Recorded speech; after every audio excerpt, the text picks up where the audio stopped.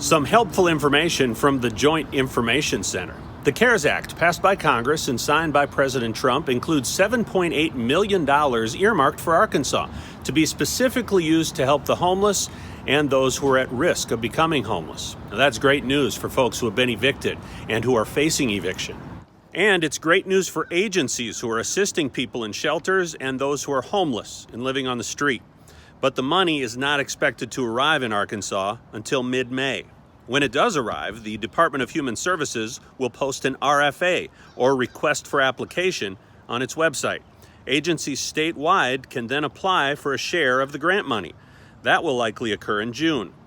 Then Arkansas citizens can apply for help with those agencies. COVID-19 related expenses dating back to March 31st can be paid for with this money, provided they fall under the grant's guidelines. Money from this particular grant can be used to prevent homelessness by helping a tenant facing eviction, but it cannot be used for mortgage payments.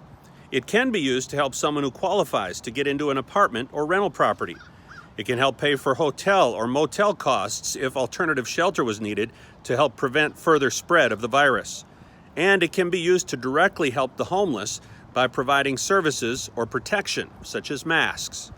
So, who's eligible? Well, HUD, or Housing and Urban Development, sets what it calls a very low income limit. That limit will be defined on the application, and as long as you're under that limit, you'll be eligible. The Joint Information Center is made up of public information officers from both state and local levels of government.